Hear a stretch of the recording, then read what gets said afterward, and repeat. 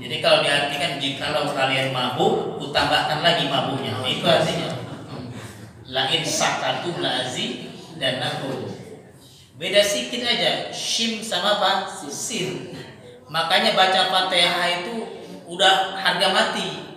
Nggak boleh berubah tasdidnya, nggak boleh berkurang tasdidnya. Iya karena budu nggak boleh dibaca iya karena budu. Itu artinya beda Bapak Ibu. Kayak sepele kita. Kan sama aja Ustaz. Tulisannya pun sama kan? Alif iya, alif sama kaf. Cuman bedanya iya karena budu. Yang satu baca apa? Iya karena budu. Beda artinya. Itu artinya bahaya. Kalau iya karena budu artinya kepada engkaulah aku menyembah Allah. Tapi kalau kita baca iya karena budu artinya apa? Kepada matahari lah aku menyembah. Lihat.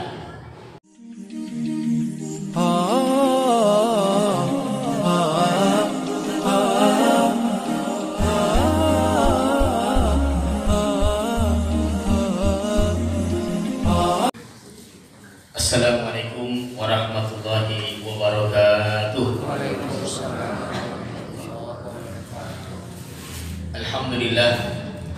Alhamdulillah wa kafa ala habibina Muhammadin Mustafa ahli sidiki wal wafa. Alhamdulillah lakal hamdu syukra wa lakal mannu fadla wa anta rabbuna haqqa wa nahnu abiduka riqqa wa anta lam tazal bidzalika ahla. Ya muyassira kulla asir yassir alaina kulla asir fatasirul asir alaika yasir ya man la yahtaju ilal bayani wa tafsir. Segala puji syukur kita kepada Allah Subhanahu wa taala yang telah mendudukan kita di tempat yang mulia. Dikatakan di dalam sebuah hadis, "Idza marartu raudatan min riyadil jannati farta'u." Apabila kalian melewati sebuah taman dari taman-taman surga maka berbanggalah. Wa ma riyadul jannah ya Rasulullah. Lalu para sahabat Nabi bertanya, taman surga di sini maksudnya apa? Nabi Shallallahu Alaihi Wasallam menjawab, majalisul ilmi. Taman surga di sini adalah majelis ilmu. Makanya duduknya kita di sini akan menurunkan rahmat Allah, akan menurunkan sakinah, dan melangkahnya kita kemari dituliskan satu langkahnya satu kebaikan. Ketika kita pulang dari sini, dosa kita akan diampuni. Amin ya rabbal alamin. Hadirin wal hadirat yang dimuliakan oleh Allah Subhanahu wa taala. Salawat beriring salam kita hadiahkan kepada Nabi besar kita Muhammad sallallahu alaihi wasallam. Allahumma shalli ala sayyidina Muhammad wa ala ali sayyidina Muhammad.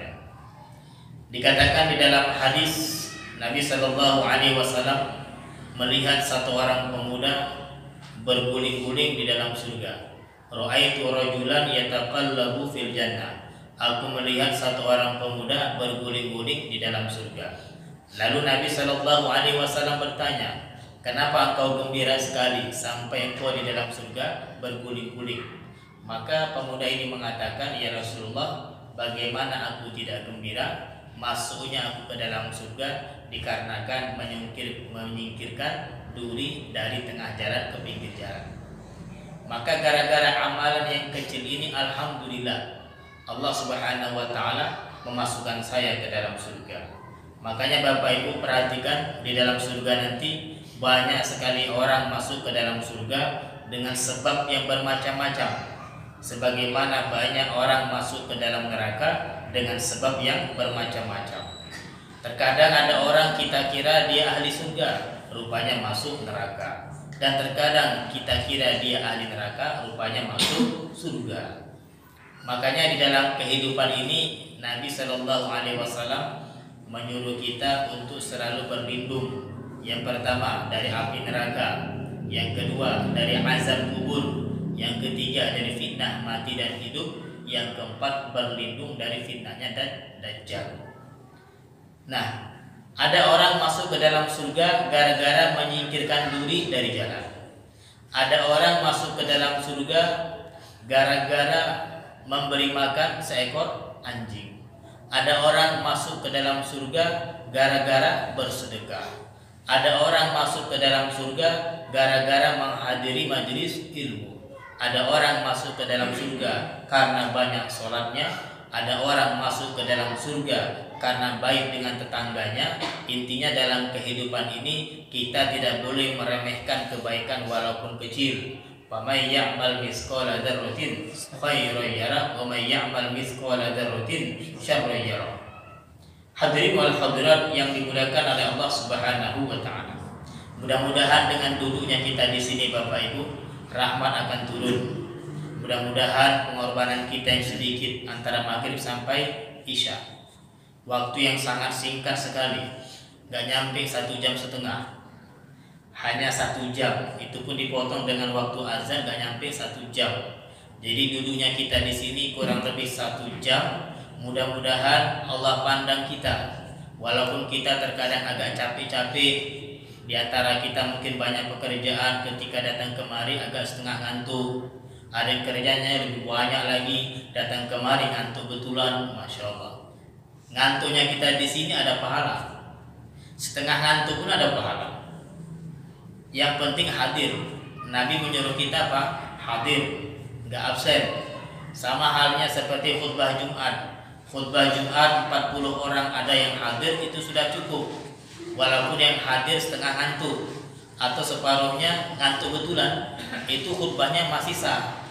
Daripada 20 orang di sini, 20 orang di luar, itu nggak sah khutbahnya. Makanya hadirnya kita di sini insya Allah Bapak Ibu Allah pandang. Amin ya rabbal alamin. Tidak pernah Nabi mengatakan barang siapa menghadiri majelis ilmu maka mendapatkan pahala lebih utama daripada sholat 1000 rakaat, kecuali hantu. Ada hadisnya? Enggak ada. Nabi hanya mengatakan barang siapa yang menghadiri, tidak pandang bulu apakah itu orang tua, apakah itu orang dewasa, apakah itu orangnya serius atau menghayal atau melamun atau ngantuk, bahkan tidur sekalipun, dapat pahala sholat berapa? 1000 rakaat. Amin ya rabbal alamin. Hadirin wal hadirat yang dimuliakan oleh Allah Subhanahu wa taala. Nah, di zaman sekarang ini alhamdulillah Bapak Ibu, banyak sekali kita lihat media-media, masya Allah, melihat ilmu di YouTube banyak sekali, di medsos banyak sekali. Tapi kita harus punya filter Bapak Ibu, atau filter saringan, supaya tidak semua yang di YouTube ditelan mentah-mentah, nggak semua yang di medsos ditelan mentah-mentah. Karena ilmu ini perlu ada filter Bapak Ibu.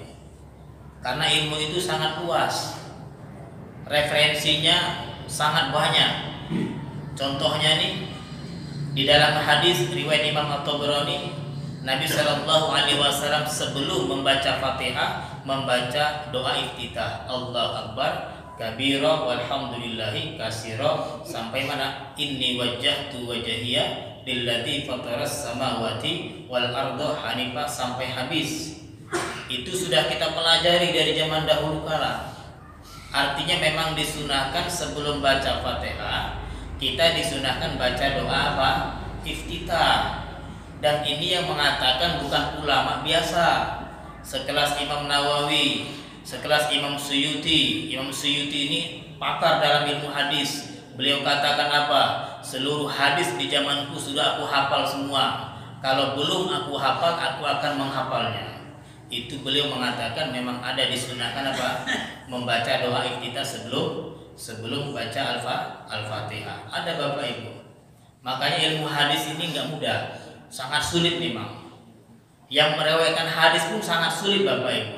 Dan jumlah hadis bukan ribuan, bukan puluhan ribu, bukan ratusan ribu. Jumlah hadis ada jutaan. Itulah yang mau kita teliti satu persatu. Imam Ahmad Ibnu Hanbal mengatakan di dalam makolahnya, aku telah hafal 1 juta hadis Bapak Ibu. Makanya kalau kita lihat tengok di perpustakaan, Musnad Ahmad Ibnu Hanbal itu panjangnya 1 meter lebih, nggak terpeluk kita, karena beliau menulis dari hafalannya. Kita kadang-kadang 1 hadis itu masih setengah-setengah, kadang-kadang masih abang-abang katanya, masih remeng-remeng. Ini beliau hafal 1 juta hadis, masya Allah. Intinya kita jangan ragu dengan ilmu yang kita pelajari. Insya Allah bersanad sampai baginda Rasulullah Sallallahu Alaihi Wasallam. Seperti yang kita pelajari, diambil dari Imam Nawawi. Imam Nawawi ngambil dari Imam Rafi'i, Rafi'i dari Imam Ghazali, Imam Ghazali dari Imam Haramain, Imam Haramain dari Imam Buaiti, Imam Buaiti dari Imam Syafi'i, Syafi'i dari Imam Malik, Malik dari Imam Nafi, Nafi dari Ibnu Umar, Ibnu Umar dari Rasulullah, Rasulullah dari siapa? Malaikat Jibril, malaikat Jibril dari mana? Dari Allah. Aman. Jadi kalau kita ditanya, sarannya tembus sampai kepada Allah. Ini zaman sekarang banyak orang bukan belajar ilmu bersanad, belajar ilmu sama orang yang belum sunat. Beda sedikit aja. Belajar ilmu yang bersanad, yang satu belajar ilmu sama yang belum sunat. Ya orang-orang liberal, bahaya. Makanya alhamdulillah Bapak Ibu, insya Allah jangan ragu-ragu. Kajian yang kita kaji insya Allah bersanad ilmu kita, berkah ilmu kita sampai kepada baginda Rasulullah Sallallahu Alaihi Wasallam. Hadirin wal hadirat yang dimuliakan oleh Allah Subhanahu wa Ta'ala. Nah, dikatakan di dalam hadis dari Aisyah radhiyallahu anha di dalam Sahih Al Bukhari, di situ diriwayatkan dari salah seorang tabi'ut tabi'in namanya As'as bin Sulaim dari Sulaim bin Aswad al-Muharibi. Aswad bin Haribi dari Masruq dari Aisyah dari Rasulullah Sallallahu Alaihi Wasallam. Nabi mengatakan kana yu'jibuhu tayammun fi kulli tanahulihi wa tarajulihi wa fi tuhuri sya'ni kullihi. Di dalam hadis apa katanya? Nabi Sallallahu Alaihi Wasallam sangat suka dengan yang kanan-kanan ketika pakai sendal, ketika menyisir rambut, dan ketika bersuci. Maka dari hadis ini kalau kita mandi wajib disunahkan setelah menyiram kepala, menyiram bagian mana? Kanan kita 3 kali. Setelah kanan kita siram, baru nyiram kemana? Ke kiri kita. Dan disunahkan kita dari hadis ini kalau kita masuk ke dalam masjid, dahulukan kaki mana? Kanan. Kalau kita masuk rumah, dahulukan kaki kanan. Kalau kita pakai baju, dahulukan lengan kanan. Kalau kita mau makan, kalau kita mau minum, semuanya disunahkan dari mana? Tangan kanan. Karena Nabi Shallallahu Alaihi Wasallam tidak pernah makan menggunakan tangan kiri, minum pakai tangan kiri, sambil berdiri, masya Allah, lengkap ya. Minum pakai tangan kiri sambil apa? Berdiri, ngobrol lagi, masya Allah. Nah, jadi tangan kanan ini, masya Allah Bapak Ibu, Nabi sangat suka dengan yang kanan-kanan. Bahkan Bapak Ibu, banyak orang matinya husnul khotimah gara-gara mengamalkan sunnah Nabi, makan pakai tangan apa? Kanan. Yang baik-baik pakai tangan kanan. Tapi kalau yang buru-buru pakai tangan kiri. Masuk WC kaki kiri. Masuk pasar kaki apa? Kiri. Tapi kalau kita keluar dari WC kaki mana? Kanan. Keluar dari pasar kaki mana? Kanan. Masuk Indomaret kaki mana? Kiri. Pokoknya yang jelek-jelek kaki kiri kita masuk. Dikatakan di dalam hadis ya, Nabi Shallallahu Alaihi Wasallam setiap masuk WC menggunakan kaki apa? Kiri. Jadi Bapak Ibu jangan sepelekan kaki kiri ini. Barangkali dari kita mengamalkan masuk WC kaki kiri, mati kita husnul khotimah. Jangan anggap remeh Bapak Ibu. Alah kaki kiri. Jangan anggap remeh. Kalau kita istiqomah masuk WC kaki kiri, insya Allah nanti kitanya mati apa? Husnul khotimah. Kan banyak cerita Bapak Ibu. Satu orang pemuda, dia kerjanya mengamalkan satu sunnah. Apa amalan dia? Masuk WC kaki kiri. Itu aja amalan dia. Masuk WC kaki kiri. Kalau dia lupa keluar dari WC, masuk lagi kaki mana? Kiri. Pokoknya kalau masuk kaki kiri lah dia. Singkat cerita, pada suatu ketika Bapak Ibu, ketika dia masuk WC kaki kanan terpeleset, bukan kaki kanan, kaki apa? Ketika dia masuk kaki kiri terpeleset, terantuk kepalanya, meninggal dunia. Ketika dia meninggal dunia, dilihat, masya Allah, mayatnya wangi Bapak Ibu. Matinya dalam keadaan apa? Husnul khotimah, gara-gara masuk WC kaki mana? Kaki kiri. Hadirin wal hadirat yang dimuliakan oleh Allah Subhanahu wa Ta'ala. Nah, Akan kita kaji Bapak Ibu pada malam ini pembahasan kita tentang masalah hal-hal yang membatalkan wudu. Kemarin sudah kita bahas masalah tidur, sudah kita bahas masalah buang angin dan sebagainya. Sekarang kita masuk tentang masalah bersentuhan laki-laki dengan perempuan.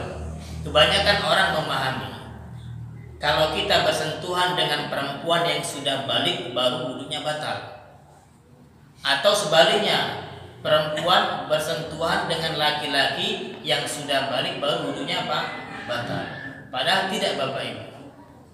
Bersentuhan dengan perempuan yang sudah punya syahwat dengan lawan jenis. Misalnya ada perempuan, dia sudah punya syahwat dengan lawan jenis. Kita pegang tangan dia, maka wudu kita batal. Ada ulama yang mengatakan umurnya sekitar 7 tahun ke atas. Makanya kita kalau jumpa perempuan sudah 7 tahun, hati-hati. Kalau kita bersentuhan batal wudunya, walaupun dia belum haid, walaupun dia belum mimpi basah, walaupun umurnya masih kecil. Tapi kata ulama 7 tahun. Ada yang mengatakan berapa? 7 tahun. Berarti di zaman sekarang sekitar kelas berapa SD? 2 ya. Jadi kalau kita nampak ada kelas 2 SD, apalagi kelas 3, apalagi zaman sekarang masih kecil sudah bisa bergaya, itu hati-hati. Kalau kita sentuh dia, wudu kita batal, walaupun dia belum haid. Jadi jangan sampai kita pahami bersentuhan dengan perempuan batal kalau sudah balik. Tidak. Bersentuhan dengan perempuan batal kalau dia sudah punya apa? Syahwat. Dengan laki-laki suka, dengan laki-laki kepingin pacaran, itu namanya apa? Sudah bersyahwat. Jadi kata ulama ada yang mengatakan umur 7 tahun. Umur berapa? 7 tahun. Seperti sekarang ini banyak anak kecil nih main, gak sengaja kita pegang, batal wudunya. Jadi umur 7 tahun hati-hati ya. Jangan sampai kepegang apa? Kulit kita dengan kulit dia. Tapi kalau kepegang dengan dengan kainnya nggak jadi masalah. Kepegang kerudungnya nggak jadi masalah. Yang tidak boleh kulit dengan apa? Dengan kulit. Karena jelas firman-Nya, apa kata Allah? Aula mastumun nisa. Apa artinya? Atau bersentuhan laki-laki dengan perempuan. Aula mastumun nisa. Lamasa kata Imam Syafi'i artinya bersentuh. Yang namanya bersentuh di sini, yang namanya bersentuh kulit sama kulit, mau kepalanya, mau tangannya, mau kakinya, mau pipinya, yang penting kulit sama kulit itu membatalkan apa? Wudu kata Imam Syafi'i. Lamasa. Tapi kalau kita pakai mazhab lain nggak batal. Jadi kalau ada ustaz ceramah nanti, ustaz, bagaimana hukumnya kalau istri mencium suami atau suami mencium istri? Batal apa tidak? Enggak batal. Kenapa enggak batal? Karena sudah halal. Itu bukan pakai mazhab kita, itu pakai mazhab Imam Abu Hanifah. Imam Abu Hanifah mengatakan istri bersentuhan dengan suami atau suami bersentuhan dengan istri, wudunya tidak batal. Menurut Imam siapa? Abu Hanifah. Sedangkan kita menurut Imam Syafi'i, laki-laki dengan perempuan wudunya apa? Batal. Kenapa batal? Karena bukan mahram. Yang penting kulit sama kulit, walaupun hanya senggolan, walaupun hanya numpang lewat, yang penting nyentuh kata Imam Syafi'i, wudunya batal. Dalilnya apa? Aula mastumun nisa, atau bersentuhan laki-laki dengan perempuan. Hadirin wal hadirat yang dimuliakan oleh Allah Subhanahu wa taala. Nah, bersentuhan yang membatalkan di sini kata ulama kita, kalau bersentuhan dengan wanita yang bukan mahram. Yang bukan mahram, kadang-kadang kita nggak tahu nih mana yang mahram, mana yang tidak. Contohnya begini, kalau kita ditanya, kita punya paman kita punya anak perempuan, apa namanya itu? Sepupu ya. Kita bersentuhan dengan sepupu kata ulama batal karena bukan mahram. pamannya mahram, bibinya mahram. Kita punya bibi mahram. Tapi kalau anaknya bibi kita sentuh batal, karena bukan apa? Bukan mahram. Begitu pula ibu-ibu punya paman mahram. Bersentuhan dengan paman tidak batal. Tapi kalau pamannya punya anak laki-laki bersentuhan dengan ibu maka batal. Karena sepupu bukan mahram. Hati-hati Bapak Ibu, sepupu bukan apa? Bukan mahram. Bersentuhan dengan dia batal wudu kita. Nikah dengan dia pun boleh kata ulama, tapi hukumnya makruh. Kenapa makruh? Karena nikah dengan saudara dekat. Kita disunahkan nikah dengan saudara apa? Saudara jauh, kalau bisa beda marga. Kalau bisa bukan hanya tempatnya jauh, marganya pun apa? Jauh. Orang Batak sama orang Jawa itu bagus. Orang Arab sama orang Indonesia itu bagus. Tapi kalau nikah dengan dekat, kata ulama kita hukumnya apa? Makruh. Bahkan ada hadis yang mengatakan barang siapa menikah dengan saudara dekat, nanti anaknya akan kurus kata Nabi. Ada hadisnya. Bukan berarti kita nampak ada orang kurus ini. Contoh kawin dengan apa? Saudara dekat. Bukan Bapak Ibu. Itu pun hadisnya masih dikomen sama ulama. Ada yang mengatakan hadisnya palsu, macam-macam lah. Intinya sepupu bukan mahram ya. Begitu pula ada ipar. Ini hati-hati juga, ada ipar nih mahram, tapi mahramnya sebentar dia. Kalau kakaknya mati, boleh nggak kita nikahi adiknya? Boleh. Makanya jangan doakan cepat mati. Kakaknya istri kita misalnya punya adik, cantik pula adiknya. Oh, lebih cantik daripada siapa? Kakaknya. Kita bersentuhan dengan adiknya, batal wudunya. Nggak boleh. Berdua-duaan dengan adiknya, batal wudunya. Boncengan dengan adiknya, haram hukumnya. Khalwat dengan dia, haram hukumnya. Tahu khalwat? Apa khalwat? Berdua-duaan, nggak boleh. Adik ipar, kakak ipar itu nggak boleh, hati-hati. Memang saudara, tapi bukan apa? Bukan mahram. Artinya bukan mahram selamanya. Mahramnya sebentar aja dia. Kakaknya mati, nikahi adiknya boleh. Tapi kalau kakaknya masih hidup, jangan nikahi siapa? Adiknya. Bahkan banyak terjadi perselingkuhan gara-gara ini. Iparan ini, Masya Allah. Gara-gara siapa? Iparan ini. Karena dekat sama kita. Dekat sekali. Tapi hati-hati Bapak Ibu. Ipar ini membahayakan. Makanya kalau kita bersentuhan dengan dia, batal wudunya. Nampak rambutnya, haram hukumnya. Boncengan naik kereta antar-antaran, haram hukumnya. Tidak boleh. Berdua-duaan dia di kamar sendirian, istri kita pergi, mama kita pergi, adik kita pergi, cuman dia di situ sama kita, haram hukumnya. Karena ipar itu walaupun mahram tapi tidak selamanya. Hati-hati Bapak Ibu. Jadi ipar itu membatalkan apa? Membatalkan wudu, tidak boleh. Hadirin wal hadirat yang dimuliakan oleh Allah Subhanahu wa taala. Nah, tapi kalau mama kita sendiri jelas itu mahram. Jumpa cium tangannya nggak apa-apa. Habis wudu mau sholat maghrib cium tangannya nggak batal wudunya. Mama sampai ke atas, nenek uyut sampai ke atas itu mahram semua itu. Makanya kita kalau udah di dalam sholat, Rabbi firli wali daya atau wali dia, dua-duanya boleh. Rabbi firli wali daya boleh. Rabbi firli wali dia boleh juga. Cuman bedanya begini Bapak Ibu. Kalau kita pakai Rabbi firli wali daya, itu yang dapat ampunan cuma emak dan bapak kita. Kakek nggak dapat, uyut nggak dapat, uyutnya uyut nggak dapat. Karena untuk dua orang, Rabbi firli wali daya. Tapi kata ulama kita, geser sedikit harokatnya, taruh di bawah. Rabbi firli wali dia. Wah, itu artinya berubah itu. Apa artinya? Ya Allah ya Tuhanku, ampunilah dosa kedua orang tuaku, nenekku, neneknya nenekku sampai 7 ke atas, semuanya mendapatkan ampunan sama kita. Makanya ulama-ulama kita sebagian kalau doa, Rabbi firli wali dia, itu dia. Beda harokat aja ya. Rabbi firli wali dia.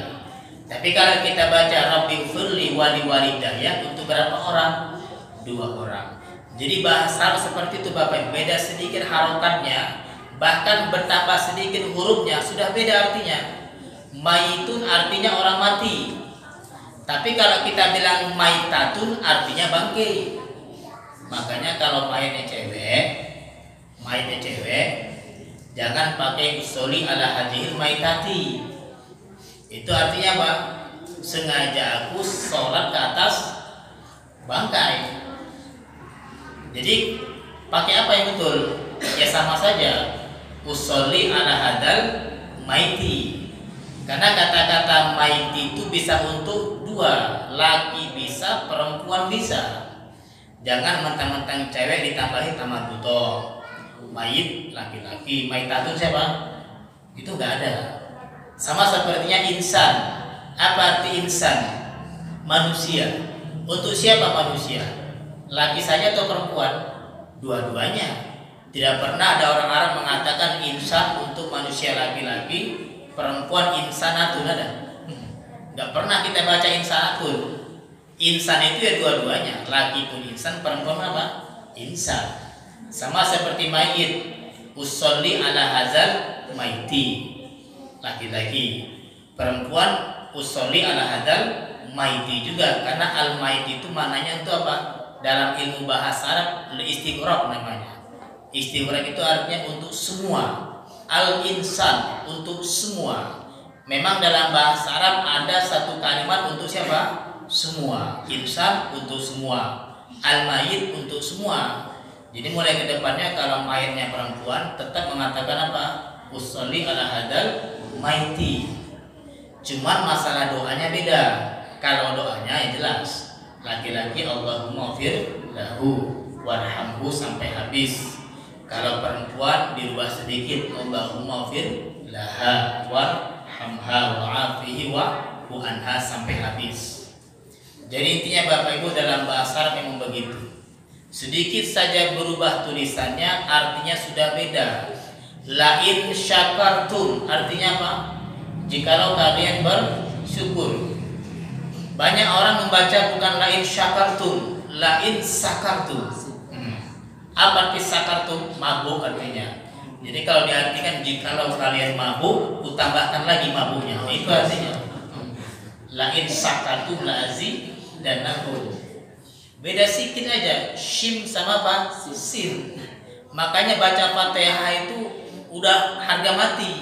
Nggak boleh berubah tasdidnya, nggak boleh berkurang tasdidnya. Iyyaka na'budu nggak boleh dibaca iyyaka na'budu. Itu artinya beda Bapak Ibu. Kayak sepele kita. Kan sama aja Ustaz. Tulisannya pun sama kan? Alif ya, alif sama kaf. Cuman bedanya iyyaka na'budu.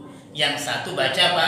Iyyaka na'budu. Beda artinya. Itu artinya bahaya. Kalau iyyaka na'budu artinya kepada Engkaulah aku menyembah Allah. Tapi kalau kita baca iyyaka na'budu artinya apa? Kepada matahari lah aku menyembah. Lihat. Beda sedikit aja. Beda apa namanya? Huruf tasydid. Makanya baca Fatihah hukumnya wajib. Belajar Fatihah hukumnya apa? Fardu ain, bukan fardu kifayah. Belajar baca Fatihah hukumnya fardu ain. Setiap orang wajib bisa membaca Fatihah yang berjumlah 7 ayat, yang berjumlah 156 huruf. Pernah hitungnya? 156 huruf. Hitung duit aja ya, hitung duit aja ya. 7 ayat 156.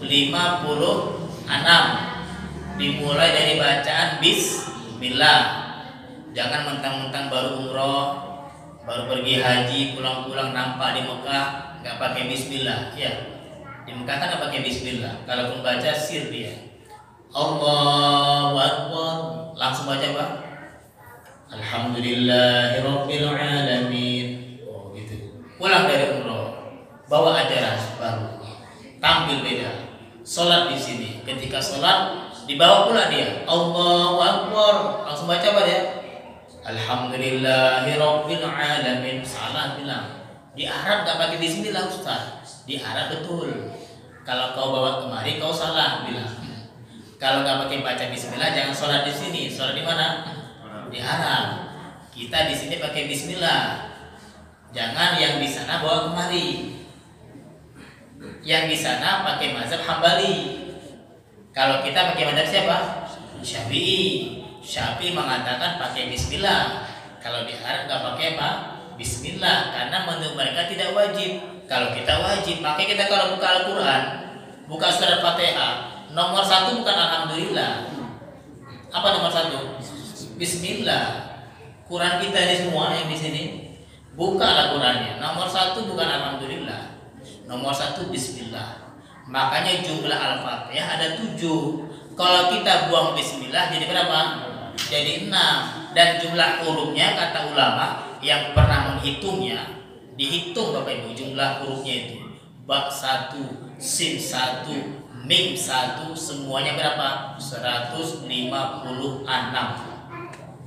Kalau saya nggak pernah hitung juga. Saya cuma baca kitab aja.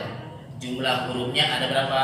156 huruf, itu dia.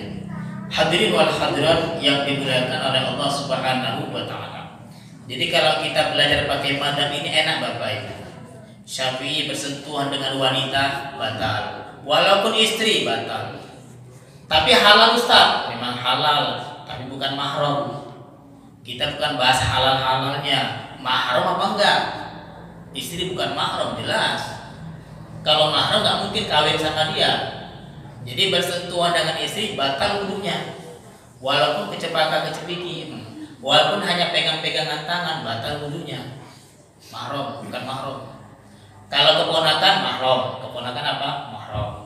Ibu mertua mahram. Makanya kita kalau jumpa mertua habis wudu misalnya cium tangannya nggak apa-apa, salaman dengan dia nggak apa-apa, wudunya nggak batal. Ibu mertua, menantu nggak apa-apa, menantu. Ibu tiri nggak apa-apa, ibu tiri, bapak kita kawin lagi. Anak tiri kita nikah dengan janda, janda punya apa? Anak perempuan, itu mahram semua. Ibu tiri mahram, anak tiri mahram. Anak angkat mahram atau tidak anak angkat? Anak angkat bukan mahram. Makanya kalau bapaknya mati, anak angkat tidak berhak mengambil harta apa? Warisan. Anak angkat ini nggak ada jalurnya, diangkat saja. Dan adabnya Bapak Ibu nggak boleh anak angkat binnya kepada bapak angkat, nggak boleh. Anak angkat binnya kepada siapa? Bapak aslinya. Nggak boleh binnya kepada bapak angkatnya.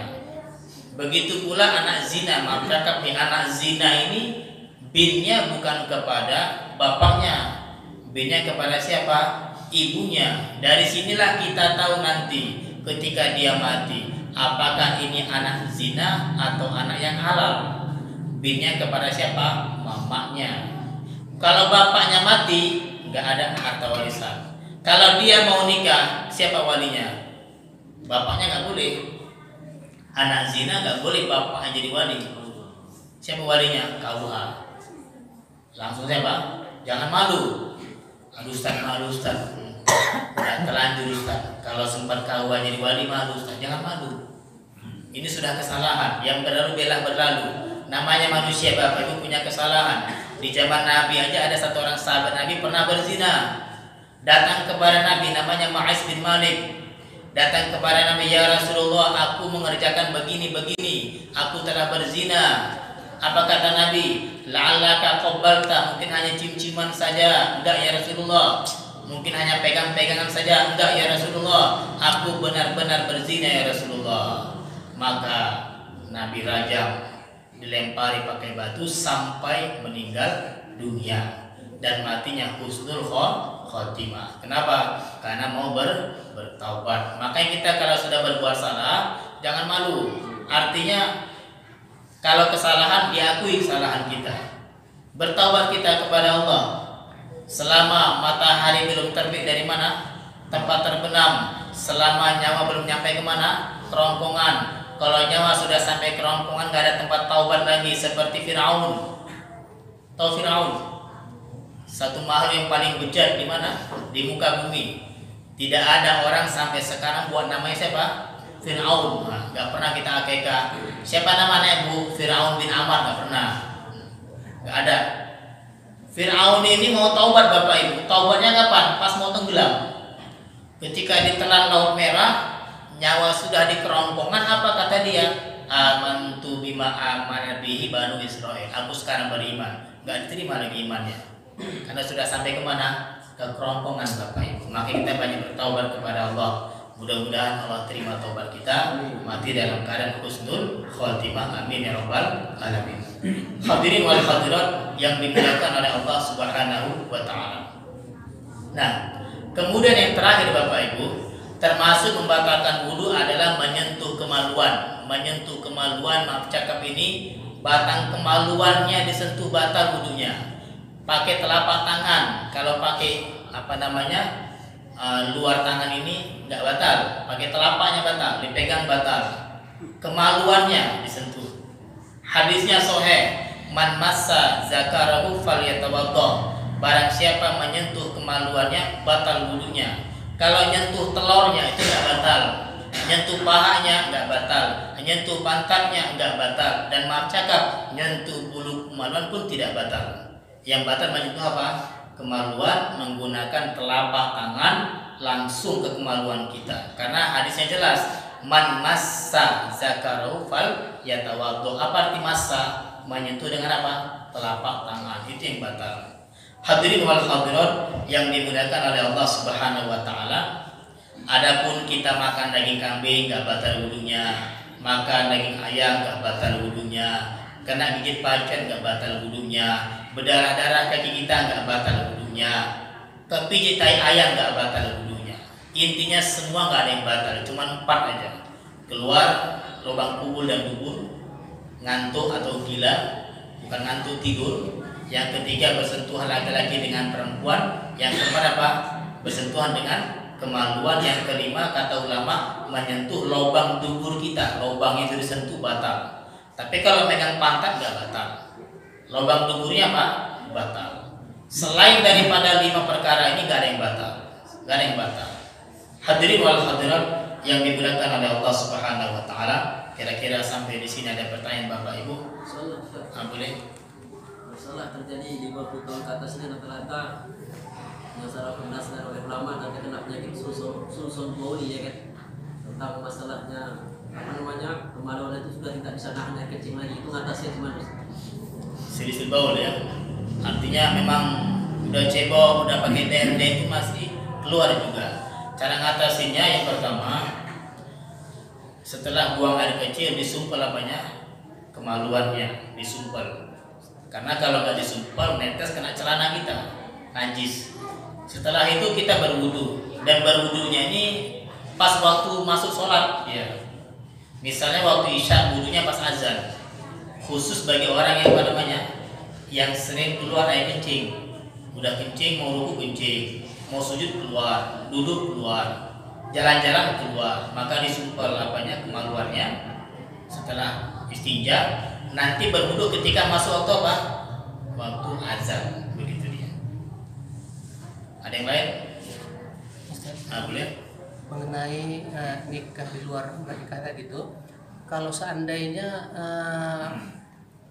kuah mewalikan sama kita bisa susah. Misalnya kan diserahkan sama kita menjadi nikahnya langsung lagi. Diwakilkan. Nggak bisa karena ada sedikit kesamar-samaran, seolah-olah nanti dilihat orang yang nikahi siapa? Bapaknya. Harus KUA, kecuali KUA wakilkan sama bukan bapaknya, tak siapa gitu, nggak masalah. Jangan sama bapak bekas yang menzinai mamanya, wakil sama yang lainnya ya. Boleh. Masalahnya kita udah mandi wajib, ya. Kan bisa nggak ngambil air wudhu lagi. Tapi ketika kita mandi wajib itu menyentuh daerah kemaluan kita, apakah kita nggak batal atau bisa lanjut terus nggak sampai wudhu. Kalau kita mandi wajib nyentuh kemaluan, wudhunya batal. Wudhunya batal, mandi nggak batal. Berarti nanti kalau mau sholat ya terpaksa Ambil wudhu lagi. Tapi kalau kita mandi nggak nyentuh kemaluan, nggak buang air kecil, nggak nyentuh, pokoknya sempurna. Habis mandi boleh langsung apa? Nggak ambil. Langsung sholat, nggak ambil wudhu. Itu dia maksudnya. Jadi kalau kita nyentuh kemaluan, dan kebanyakan menyentuh kemaluan rata-rata. Jadi kebanyakan ya habis mandi wajib ambil apa? Air wudhu lagi. Begitu dia. Izin Tuan, Boleh. masalah apa tadi? Wali hakim, Ya. dia tidak boleh mewakilkan kepada orang tuanya. Nah, karena memang di Indonesia ini ya berlaku yang bisa menikahkan wali hakim itu hanya kepala KUA. Menteri agamanya nggak boleh. Jadi kalau umpamanya si kepala KUA atau wali hakim tadi, dia tidak boleh berwakil ya, Iya. harus langsung. Langsung ya. Jadi jangan diwakilkan, nggak boleh. Hmm. Kepada siapapun, ataupun kepada bapak biologisnya, mamanya kan tidak boleh. Gitu. Iya, kalau mau jalan amannya gitu aja. Intinya kalau anak zina udah langsung kemana? KUA. Hakim. Kalau memang nanti malu-malu ya udahlah, yang berlalu biarlah Pak. Berlalu, biar malu di mata orang. Yang penting yang mati jangan malu Pak di mata Allah. Bismillah aja. Karena kebanyakan kita ini malu, akhirnya ambil jalan keluar gitu. Entah bapaknya, entah siapanya. Udah Bismillah aja. Insya Allah Allah terima taubat ya. Amin ya rabbal alamin. Ada yang lain?